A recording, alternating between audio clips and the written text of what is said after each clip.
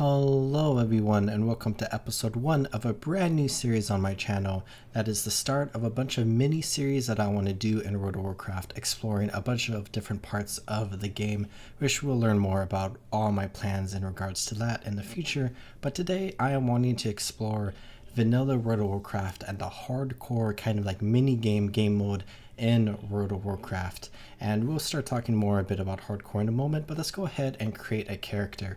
Where at the time of releasing this episode, we have been playing an Orc Shaman throughout Kalimdor a little bit in the Seasons of Discovery or Season of Discovery, and I thought it would be nice if we kind of go back to the Alliance a little bit, where I recently finished playing a human mage, and we kind of explore another race of the Alliance, and the race that resides mostly on Kalimdor, and that is the Night Elves. Where the Night Elves, 10,000 years ago, the Night Elves founded a vast empire, but their reckless use of primal magic brought them to ruin. In grief, they withdrew to the forests and remained isolated there until the return of their ancient enemy, the Burning Legion.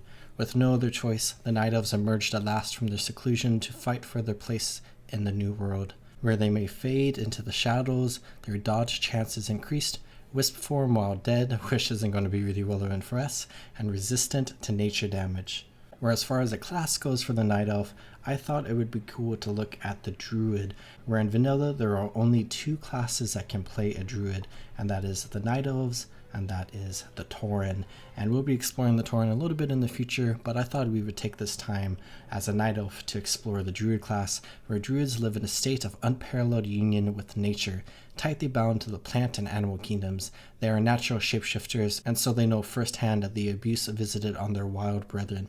In consequence, despite their numbers, Druids tend to be wary, reclusive, and difficult to spot. Few outsiders have plumed the depths of their secrets. So let's go ahead and create a Night Elf Druid, and let's get into the world of Azeroth.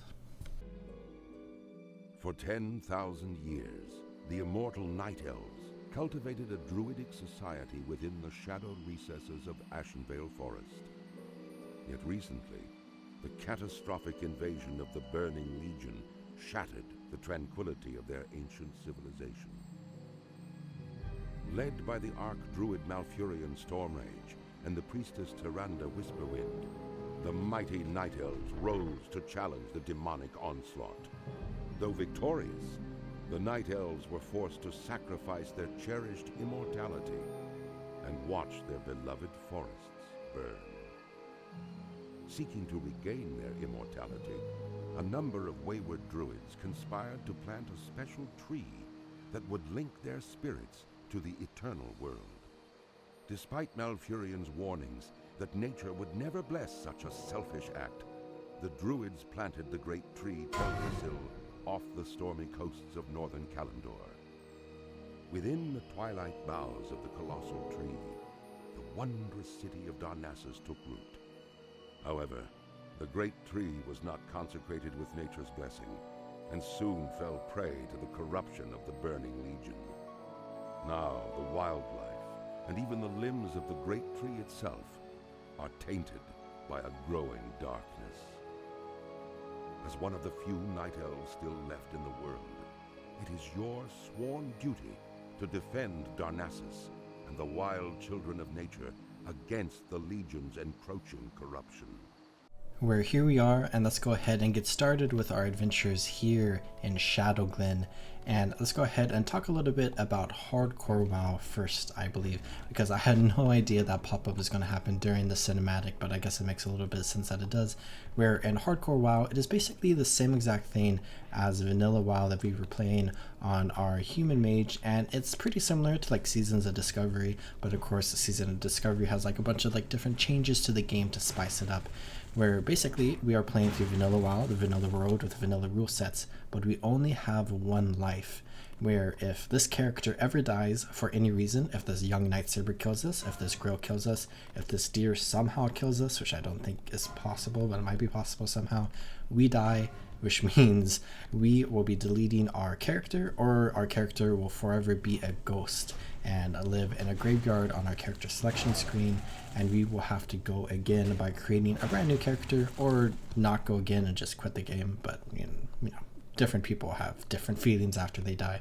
where basically we are going to try to reach level 60 on this character, which might not necessarily be my primary goal for this series. I might just cut off a little sooner than that because there is like a set amount of things that I really want to explore on this character, and then we can move on to another character and kind of explore that as well.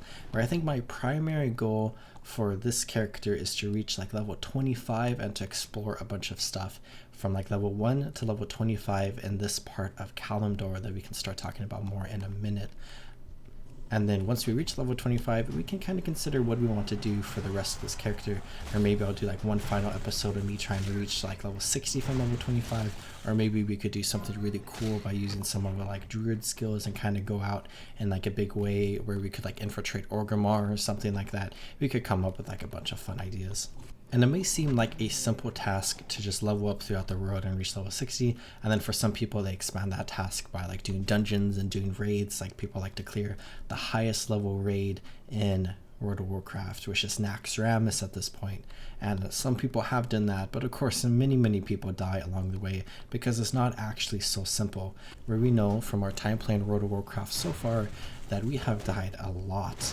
And of course there are a lot of different opportunities for us to die in this game, and we need to be exceptionally careful. And I'm definitely a very cautious person when it comes to playing in hardcore, where I really am patient and I'm willing to do things slow so I don't die. So this Let's Play series is probably going to cut around a lot, where I might do a lot of mob grinding here and there to gain some experience and kind of just go about ways in like the slowest way possible, basically, which is like the safest way possible. But in this first adventure of ours in hardcore, we are playing a druid. We're basically at the start of our druid adventure. We are spellcasters, where we have one offensive skill here called Wrath, which deals 12 to 14 nature damage to our enemy when we hit them. And we also have Healing Touch here, which heals a friendly target from 37 to 52. And we just leveled up to level 2 there, where I stuttered and had to cut that out probably. But we can heal ourselves, which is going to be very nice for hardcore. And we can also heal others, which is kind of good in hardcore.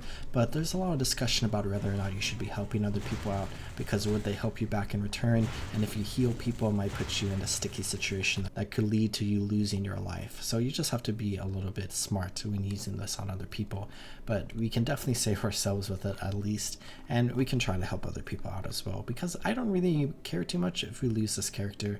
Maybe the last hardcore series we do, I will go really hard on trying to reach level 60. But as we expand our druidic capabilities, we will unlock a lot more things for us to be able to use, and a lot of new play styles where we can really expand on our spell casting capabilities here with like Wrath and some other offensive spells, which in vanilla World of Warcraft isn't really a huge thing. Like I reached level 40 on a balanced druid, which is that offensive spellcaster, and it was okay, and I had fun kind of unlocking some of the higher level stuff when it comes to a balanced druid. But we could also go restoration, and we could become really strong healers, or we could go down the feral path, which is what I am thinking we will be doing, which allows us to be offensive melee DPS or tanky defensive melee tanks. And it's kind of like a combination of those two playstyles, and can kind of pick which one you want. But we will be exploring all of that in the future, where of course we have a lot of druidic stuff to learn, such as a shape-shifting that was alluded to earlier. But let's go ahead and turn in this quest, which we can then pick this reward here. I think is probably the best one for us to pick, given the fact that it is an upgrade. And we can pick up those two new quests that will take us around the road, where we have two quests we can pick up here, and then one here that we can go ahead and pick up. And Shadowglen and Aldrassil here are just some of my favorite locations in all of World of Warcraft, which is something I say a lot. But when I originally started playing World of Warcraft all the way back in like 2007, 2008, whatever year I started playing, I created a Night Elf warrior as my first ever character in World of Warcraft, and it was pretty much the only character I played until the Wrath Lich King expansion, when I created my Night Elf Death Knight. So here in Shadowglen, I have a lot of memories of being in this valley here and exploring all of these places, and spending quite a bit of time kind of farming gold for buying candy and buying owl pets when I was a little kid. And of course, I just in general have a ton of memories here, and it's obviously nice to come back here and level a Night Elf because of those memories. It's probably the most nostalgic starting zone for me, just because it was my first starting zone. I should equip this because that's an upgrade, and then we can go ahead and come to a merchant and sell everything else that we can sell right here. And then let's head up the tree a little bit so we can go talk to our Druid trainer, where of course we have reached level 2 on this character, which means we have unlocked the first skills that we can learn as a trainer, because you can learn new skills every 2 levels, and then once we reach level 10 we'll gain a talent point every level thereafter. So we're always expanding our abilities to play this game on whatever class we pick. So we can go ahead and turn in this quest, and then let's talk to the Druid trainer. I say training as a Druid, and we can learn Mark of the Wild, which is a kind of cool ability because it is a buff that you can give to yourself and to others. So similar to like Arcane Intellect on our mage character, where we can go ahead and pop a Mark of the Wild on ourselves, and we can go ahead and run around Shadowglen here, and we can buff up other people as well. So let's go ahead and come turn in this quest for the Woodland Protector to a Dryad over here, who of course many Dryads are allied with the Night Elves, and kind of a cause to defend nature, because that is a big vibe of Night Elven society, and that's also like a big vibe of Druids. So playing a Night Elf Druid just feels like a very, very right. Same thing with like a Tauren Druid, and then of course we see Druids expanded to other races and World of Warcraft and the future of retail WoW. But let's go ahead and turn in this quest, and let's go ahead and begin exploring this area over here, and we can run elsewhere around Shadowglen, and we can complete these quests. Where let's go ahead and talk a little bit more about hardcore, because if we look here on my mini map, I currently have 2 add-ons installed, where we have Questy, which is what I've been using for a very long time now. Oh, there's a battered chest over here. Let's come open this, see if there's anything in here really quickly. After a few seconds, we can open it up, and there's a ragged leather belt, which is plus 18 armor for us, which is good. But we have Questy here, which is basically kind of just like a cheat way to be able to like see where the quests are in the road, and like what quests you can pick up and stuff, which some people don't like, some people like. I've basically done every single quest in World of Warcraft, so I don't really feel too much of that exploration like kind of thing that you can do, where of course, you know, I'm still exploring the world, and I do sometimes come across something that I'm not super familiar with, and maybe a quest that I've never done before. But I mostly just like seeing all of the quest icons on my map here, and where I can pick up the quest and stuff, so I don't have to think too much about that, and I can kind of immerse myself more in the world a bit. But new to this Let's Play series, which I've mentioned a little bit in the past, we have Deathlog here, which Deathlog used to be part of the Hardcore add-on, which I think when we were in like Darkshire on our Human Mage a very long time ago, I think I mentioned something about like the Hardcore add-on on the Deathlog. But basically, as we have seen popping up on our screen right now, and as what popped up when we were creating this character and we had the loading screen cinematic, we had all these characters in the world that die pop up on our screen telling us that they die, and then they pop up here in our death log. And we've seen it like once or twice, I think, since we started playing, but in chat, which is not part of death log, it's just part of the game itself, we can see people reaching level 60, which is cool. But I think when it comes to death log, I enjoyed when I'm streaming hardcore WoW, and I enjoyed when I'm just playing casually, but it is a little bit of an annoying, so I think I'm going to go ahead and turn off these notifications. And I hid the death log there as well. But death log offers a lot more than just that, where we can see the log here, but it offers zone statistics, instance statistic, creature statistics, and class statistics, which this is a ton of information and a ton of stats, which I am someone who absolutely loves stats, so I love this add-on. And it's stats related to dying mostly in hardcore World of Warcraft, where if you look at zone statistics here, we have Kalimdor and we have the Eastern Kingdoms, and we can click on Kalimdor and we can see some red spots here, where if we look over here in Durotar, like we were exploring, we can see some highlighted locations like the Voidwalker minion here, up here in the northeast corner, as well as a little bit down here. They are incredibly dangerous mobs, and they have killed 2,849 people. And if we come back out and look at Teldrassil, we can kind of see some of like the more dangerous spots in Kalimdor.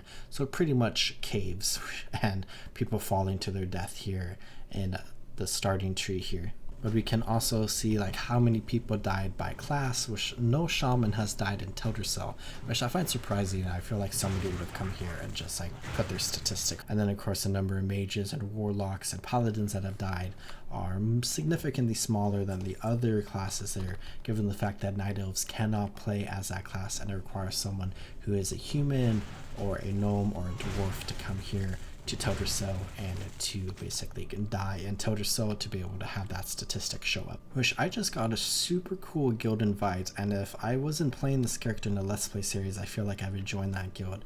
But I'm going to go ahead and stay guildless like I do in my Let's Play series.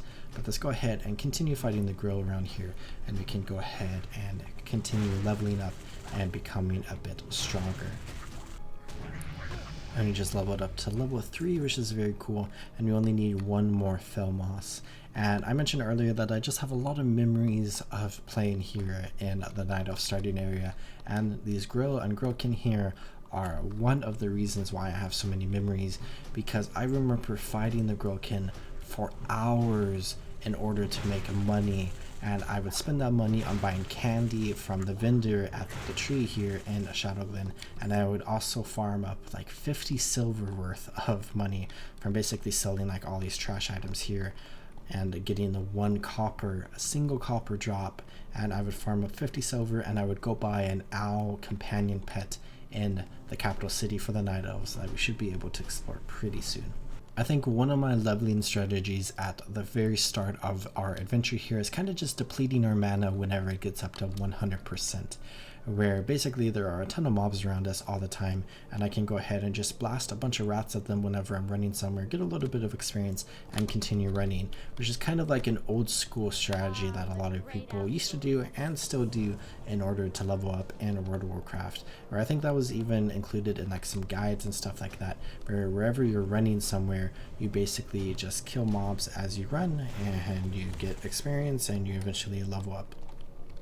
Which, as a druid character, I definitely want to take some precautions to leveling, where fighting some lone mobs off the side of the road is definitely going to be something that I do a lot just to level up a little bit, because when it comes to playing a druid, I personally don't feel super confident in my abilities until we reach like level 20 or like 22ish, where of course we are shapeshifters as a druid, and as we look forward to the future, we will learn the different types of animals that we can shapeshift into, where of course as a druid tank we can transform into a bear, as most people know. And then once we reach level 20, which is like one of my big goals, is to be able to unlock cat form, where we can play as like a giant cat basically and deal melee damage to all the enemies around us. And it is a playstyle that I enjoy quite a bit. Balanced Druid, which you actually unlock a special owlkin form called a moonkin, which a lot of people call boomkins, as kind of like a play on the moonkin word, with just dealing a ton of damage to enemies, where in vanilla WoW, boomkins can deal quite a bit of damage to an enemy for a few seconds and then they run out of mana, which is something I am a little concerned of at the start of our journey here with running out of mana, because I've definitely already kind of ran out of mana a little bit just fighting like these growkin over here and then other mobs as we fight around here. So I want to make sure, especially in hardcore, where if you make a major mistake, we are going to lose our lives and we will have to start again. And I really want to get to level 25, which is like my primary goal for this series. And however many episodes that takes, it might be 4 episodes, 5 episodes, could be like 6 or 7 maybe, however long the series lasts, for however long I want to play this character. I hope you enjoy it along the way. But of course, we are talking a lot about kind of the introduction to playing a Night Elf and a Druid into this episode, as well as an introduction to the hardcore game type, where let's go ahead and continue exploring Shadowglen a little bit more. And then in the next episode, we can dive deep into the lore and story of Kalimdor and Teldrassil and Azeroth and the Night Elves and a lot of other topics that I want to talk about in this series as we highlight these certain areas of the world. We can go ahead and collect some mushrooms here to make an antidote for our friend way back there that we talked to just recently, who got poisoned by the webwood spiders over there. So we need to collect some hyacinths, we need to collect some ichor from one of the spiders, and we also have to collect some lilies. where we are soon going to unlock a quest that is going to send us into the spider cave over here. And I've been trying to decide if I want to go into the cave or not, and I think we could like poke our head into the cave a little bit, but I don't think I'm going to go all the way in there and complete the quest unless I see a lot of people around there, which of course hardcore WoW is very popular and there are a ton of people constantly playing this, especially in the starting zones, given the fact that everyone can make it to the starting zone because all you have to do is create a character. But not everyone can make it to the second or third or fourth or fifth or sixth zone in the game because there are many obstacles in your way that you have to overcome as you level up in the world. And as you approach the higher levels of the game, you see kind of like less and less people until like maybe level 60, where you kind of see it like go up a little bit, where a lot of people have made their way to level 60 and have kind of just stayed there and play, you know, just in the cities or whatever, or continue playing the in-game content of World of Warcraft. And I just got a small brown pouch from this thistle boar, which is so nice. It is so nice to have 6 extra slots for backspace here. So I guess that is a good start to this character, where a lot of people see getting small bags and at the starting zone as kind of a bad omen for your character. So we can see how true that is, where I know some people have talked about how they get a full roster of bags here, where they get 4 small brown pouches or whatever in all of their bag slots, and they leave the starting zone and they like instantly die. So maybe we'll get 3 more bags. It'd be kind of nice, and hopefully in that case we wouldn't instantly die upon leaving the starting zone. Which of course bag space and all the different elements that make World of Warcraft are super cool to experience in the classic version of the game. And it's nice that the classic version exists and is expanded upon, because hardcore is a community made rule set that people have done for a very, very long time, even before World of Warcraft existed in 2004. In other games where hardcore and then different challenges based off of hardcore like Iron Man and whatnot have existed for a very long time, and the communities existed in World of Warcraft, but it became super prevalent prior to the release of hardcore officially, with official hardcore servers, where there was a lot of demand for official servers, and Blizzard made official servers, which is really cool to see. And it is nice to play on those official servers where we can level up to like level 4 like we just did, and it would allow us to play in an official capacity compared to kind of like the community ran version of hardcore that played on a typical vanilla era server, where in North America it was played on the Bloodsail Buccaneers role-playing server, and that had a ton of issues that I have talked about in my streams. But to kind of just highlight, you can see an issue where you have people playing hardcore and people who are not playing hardcore on the same server, and then you also have an issue where like the only major role-playing server, which Bloodsail Buccaneers was a role-playing server, was kind of overtaken by the hardcore community, which was frustrating for a lot of people. But nevertheless, we now have official servers, and we can play all the different characters that I want to play in hardcore on those servers. I mentioned earlier that I am always discovering new things about World of Warcraft somehow, because I have been playing for a very long time, and it looks like these Grokin here actually drop the mushrooms we need for this quest, which the mushrooms you can normally find at like the base of the trees all around this zone, and you can get all of them, but confirmed they drop off of the Grokin here, which I had no idea, and that is pretty cool actually, that there's like an alternative way to get that. I'm willing to bet if we come into our quest log here, it does indeed say that you can find them off of the grill, so there goes my reading comprehension skills when it comes to like these starting quests here.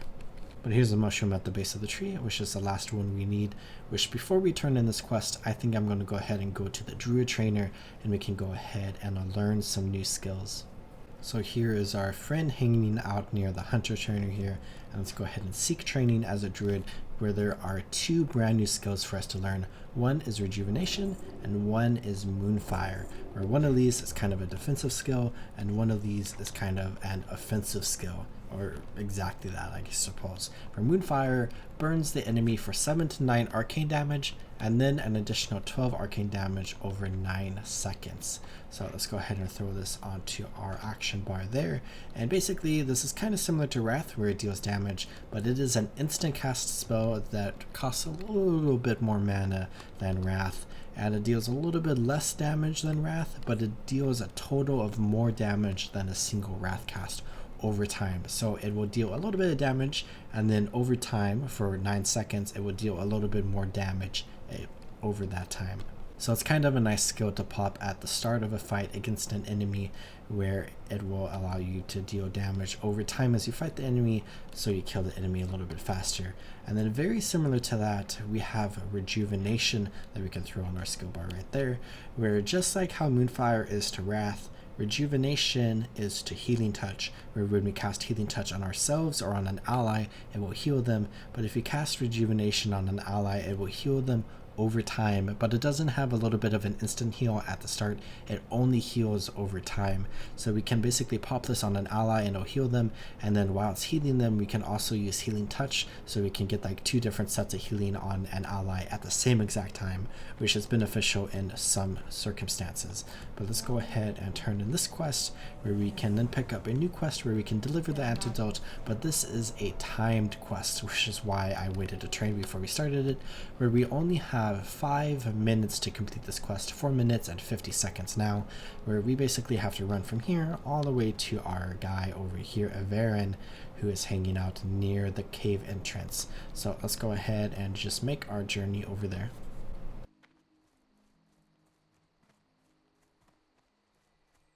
Where here we are, and we can go ahead and turn in the quest where we save his life, and we can go ahead and just pick this Barkmail vest, I believe, which we cannot equip, even though it looks pretty cool because it is a mail chest piece, and we can only equip leather or cloth gear as a druid. So let's go ahead and complete that, and we can go ahead and head back out over this way, where I think I'm going to go ahead and just complete these next 2 quests that we have in our quest log here, where I need to fight some more webwood spiders, which is kind of a hard word to say, in order to get their venom sacs. And then we also have to fight some of the mangy night sabers, or just more thistleboars actually, because we already completed the mangy night saber part of that quest. So 5 more thistleboars, plus probably countless spiders, and it's going to take a little bit in order to kind of find all these spiders, because there are a ton of people around here, because of course this is an MMO with an open world and lots of people running around in it.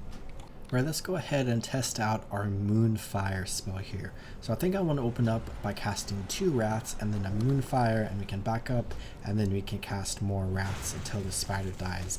And to basically explain why I wanted to do that, we can go ahead and find another spider here where we can cast Wrath, and then Wrath takes a little bit of time to get to the enemy, so we can cast another Wrath before the first one hits, and then it will start going out. And then when the first one hits, we can go ahead and use Moonfire, which is an instant cast ability that doesn't have a travel time, so it will instantly hit the spider, where we kind of want as much time to fight the spider before it starts attacking us, where if we started off with casting Moonfire, we would gather the attention of the spider immediately, where if we let the Wrath hit it first, we can get in some extra damage before we gather the attention of the enemy, which gives us basically more time in order to defeat the enemy before they can deal more damage to us basically.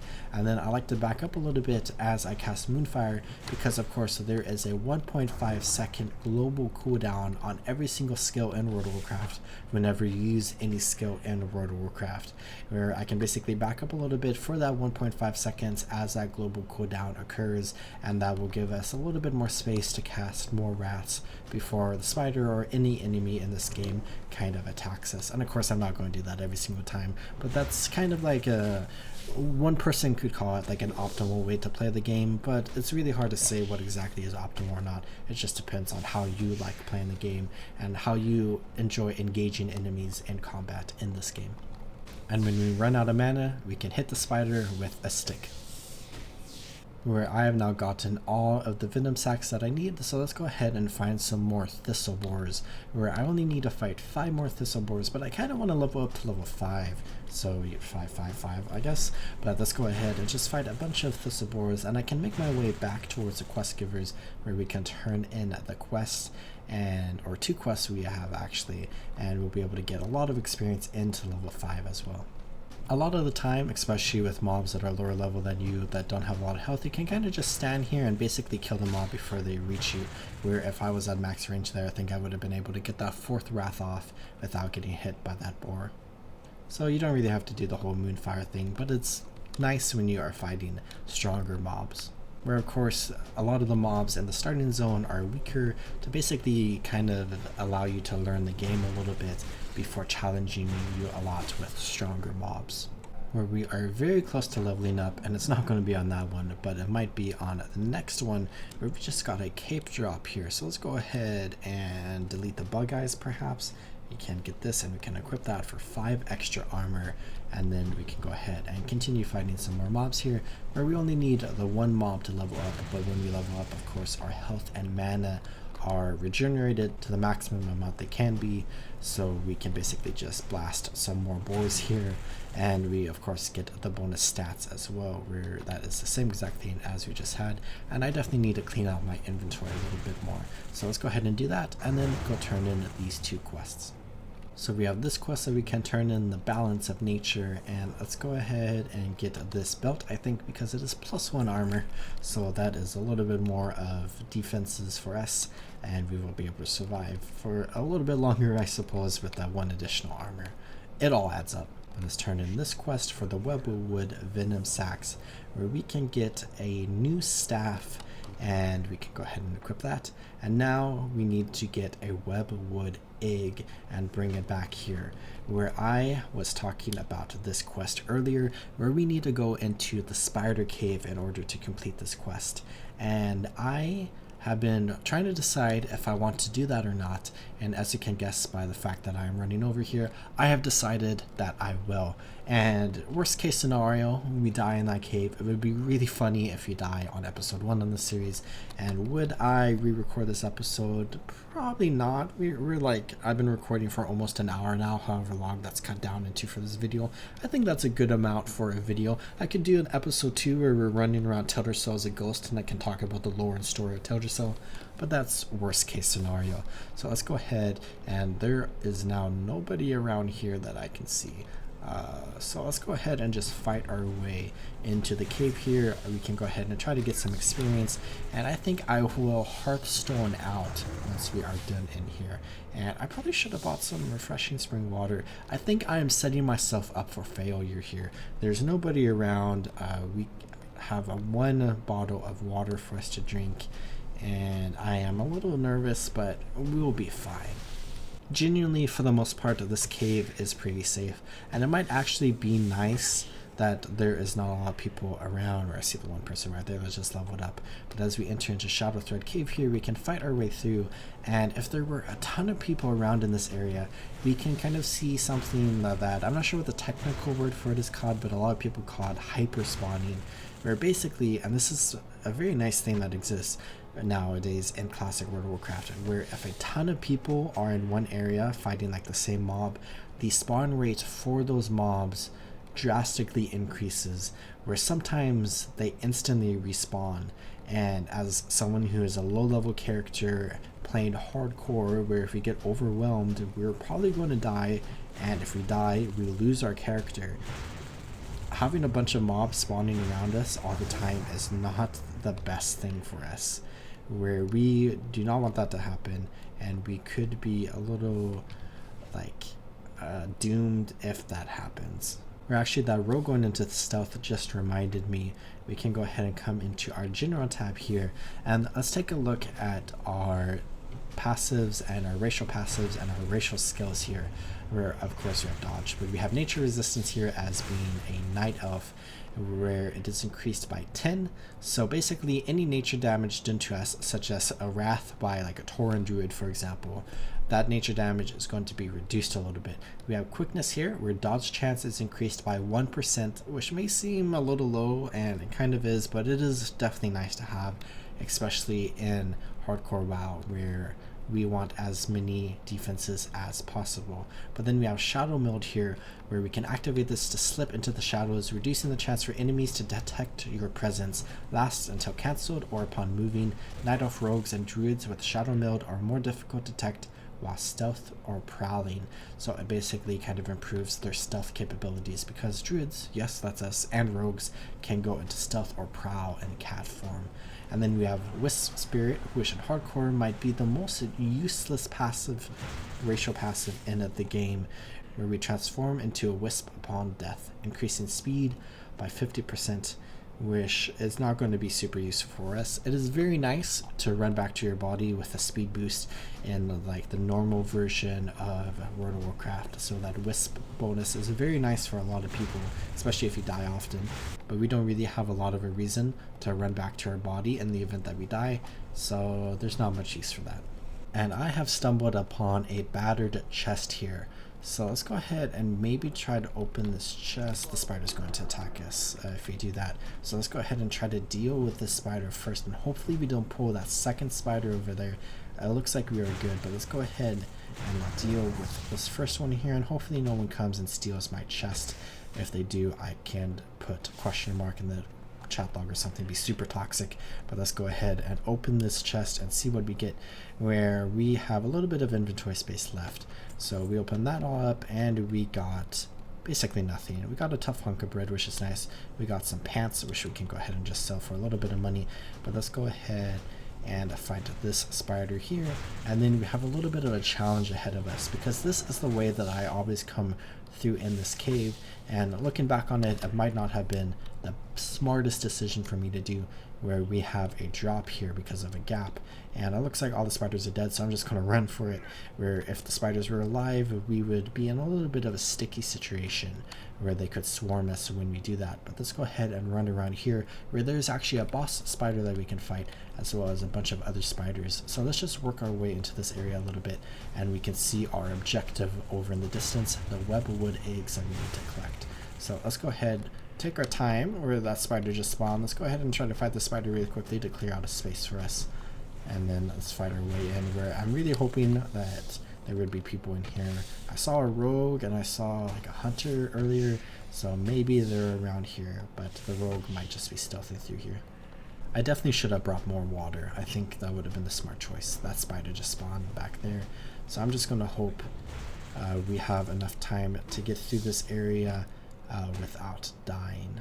And I should probably throw my Shadow Meld onto my action bar here, where of course you cannot Shadow Meld while you are in combat, but we could Shadow Meld in a corner here before we enter combat with another spider around here. If we see like a spider spawn, we can pop that, and we could let our mana regenerate, or we could just sit there for a long time waiting for help, or we can like plan out what we want to do. So there's like a lot of opportunities with Shadow Meld, where it is actually a pretty nice skill in PvP, but of course there is not a lot of PvP going on in hardcore realms, because they are normal servers where there's no like open world PvP unless people purposely tag for PvP.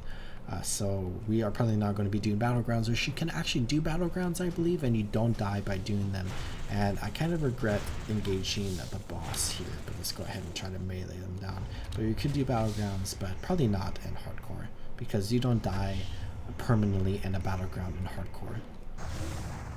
So we killed the spider there. Let's go ahead and run over here very quickly. Maybe you can get one of these eggs, and then I think I'm going to Hearthstone back to Shadowglen, because I need to do this again, because I didn't pick up the egg before I accidentally canceled it, because there are a ton of spiders around here, and I don't want to run back out through this way, and I'm already like a little bit nervous. So let's go ahead. We got everything we need. Hearthstone back this way, and it looks like we're in the clear, and we can go ahead and turn in this quest.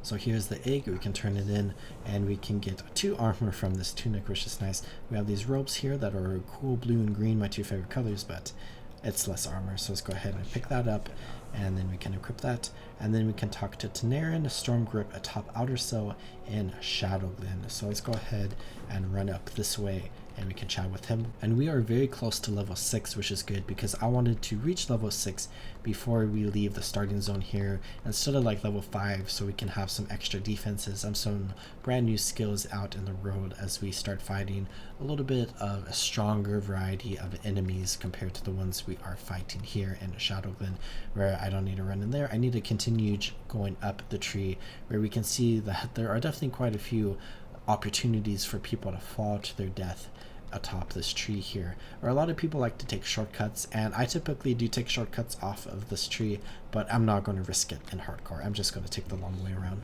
But we have this quest here, which we just picked up, which is part of the main quest chain in Teldrassil, where we've already done a couple of the quests where we fought the webwood spiders.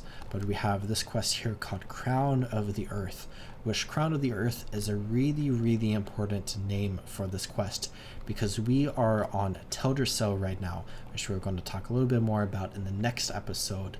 And Teldrassil is Darnassian for Crown of the Earth, where of course we are on a giant tree off the coast of Kalimdor right now, which is a great tree that we will be talking about more as the series goes on, especially next episode as I say that again. But it is Teldrassil, which is known as the Crown of the Earth. And if we look at this quest here, it is time for you to set out to seek your destiny at Thassil. But before you are ready to set out into the world beyond our enchanted forests, there is much you must learn about our recent history. Much has changed with our people since the Battle of Mount Hyjal. Nordrassil lies a pale shadow of what it once was, its power used to defeat Archimonde and drive back the Burning Legion. There is a task you must perform. Go to the Moonwell north of Aldrassil and return me a phial of its water. So we have the Moonwell right here, which of course Moonwells are incredibly important in Night Elven society, and as a human mage we use Moonwells to create Mooncloth.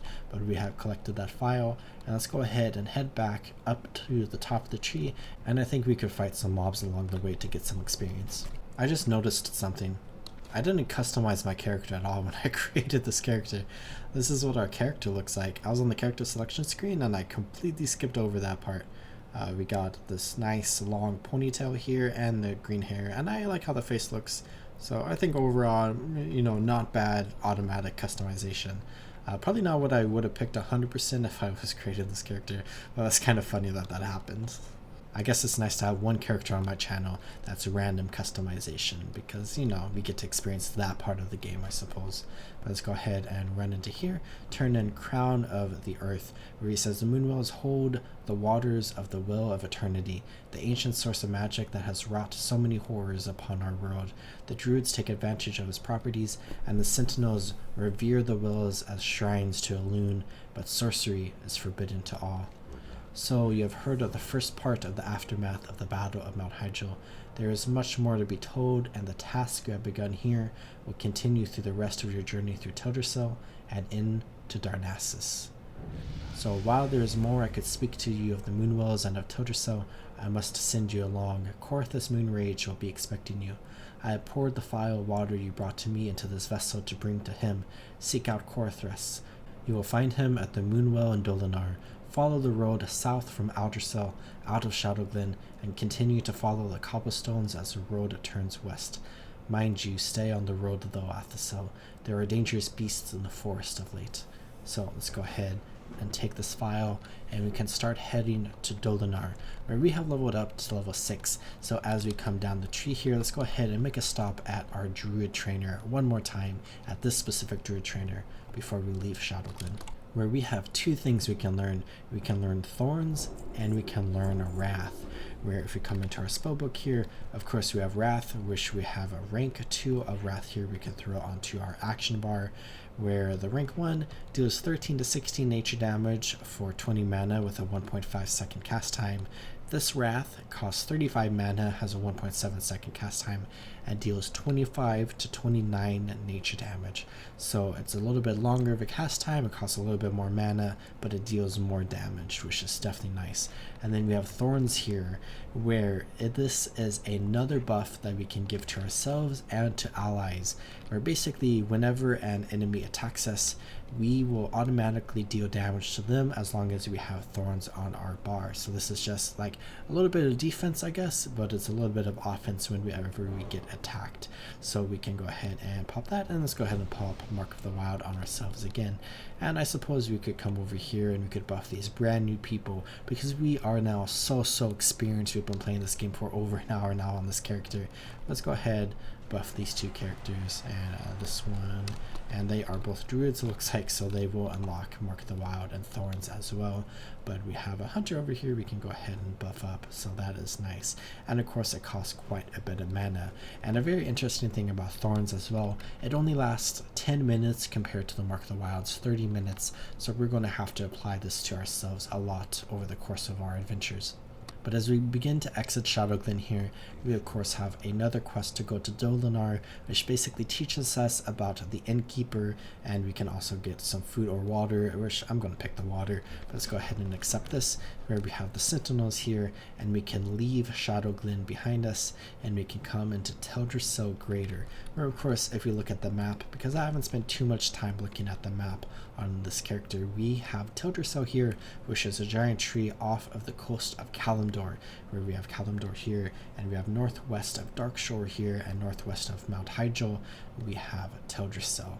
And we will be able to explore Darnassus, which is the capital city, soon enough. But we have a lot of exploring and mini quests to complete in Teldrassil, where as we come out this way, we are leaving Shadowglen behind us, and we have a fork in the road that leads to Starbreeze Village that we can begin exploring next episode. And we have some webwood lurkers off to the side of the road here, so let's be very careful. And we have a quest giver here called Zin Foulhoof, who is a satyr, and we will talk more about satyrs in a bit in the next episode, or episode after that perhaps. But this is a quest giver here, and I'm going to tell a little bit of a story very quickly, where when I played this game for the first time ever, I did this quest, and I'm going to basically spoil this quest for you, because to tell the story in short, I'm not going to do this quest. When you complete this quest, you are basically doing something evil, where you are basically just damaging the forest, and the sentinels get very angry at you for doing this, and they basically have you gather some reagents to turn Zin Foulhoof into a frog, as basically kind of like payback against him. And me, 7-year-old, 8-year-old kid playing World of Warcraft for the first time ever, I did this quest, and I felt so bad, not only because I was basically doing something against nature and damaging people, but also because the sentinels were mad and disappointed in me, and that was a lot to take in. So basically, I've done this quest a couple times after that experience, but pretty much every single time I have come through here as a Night Elf, I skip that quest, which is skipping a little bit of experience, but I have morals and ethics, and I'm not going to do that. So let's go ahead and continue running along the road here, where we have an ancient protector, which the ancients are very cool, and we have the village of Dolinar here that has a couple of buildings, and of course, like we saw at Shadowglen, the buildings here in Dolinar and the buildings in a Night Elven society are very naturey, or this one is basically a tree that we carved into, I suppose. But let's go ahead and come into the inn first, and we can run up here, and we can go ahead and make this inn our home, and we can also get water from turning in this quest. So let's select the refreshing spring water, and then let's make this inn my home, and I might buy some more water from him as well. So we have that, and then let's go ahead and run out here towards the Moonwell in Dolinar. But let's go ahead and talk to Korthris Moonrage, and he says, "Greetings, Druid. For what purpose do I owe the pleasure of our meeting?" And then he says, "Ah, I see. You were sent by Tanarian." Well, Tanaran? However you pronounce that. Well then, you were sent by Tanaran. Well then, it would seem we have much to talk about, much to do, and little time to do it in. I think we'd best get started. First, let me tell you more of the task you must complete. The Druids in Darnassus use the water of the moonwells of Teldrassil, and their moonwell must be replenished from time to time. Using these specially crafted files, you can collect the water of the moonwells. Take this vessel to the moonwell outside of Starbreeze village to the east and fill it with some of its waters. Then return to me when you have completed your task.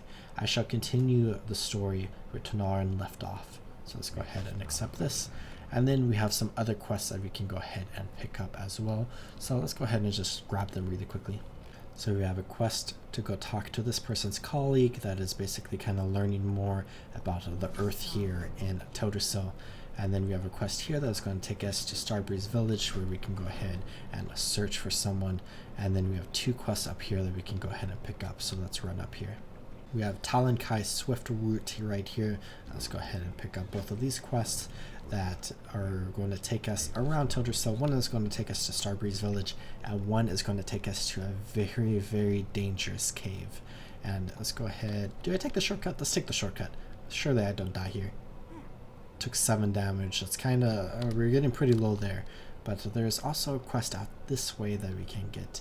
And I don't think I'm going to get it just this moment. We can go ahead and pick that up later, because as far as this episode goes, I am going to go ahead and call it good here, where I hope you all enjoyed exploring the earliest parts of Teldrassil and playing a Night Elf character and a Druid character, and playing on the hardcore realms as much as I have so far in this series, where again, this is going to be a bit of a shorter series compared to my other ones on my channel, where we are just going to be diving deep into Night Elf lore in the coming episodes, and Druid lore in the coming episodes, and Kalimdor lore in the coming episodes from the perspective of like this part of the world. And we will be exploring the hardcore character as well as we try to get up to as high of a level as we can before we die. But I hope you all are taking good care of yourselves. Remember to drink some water, check your posture, and subscribe. And I'll see you next time in the world of Azeroth. Goodbye.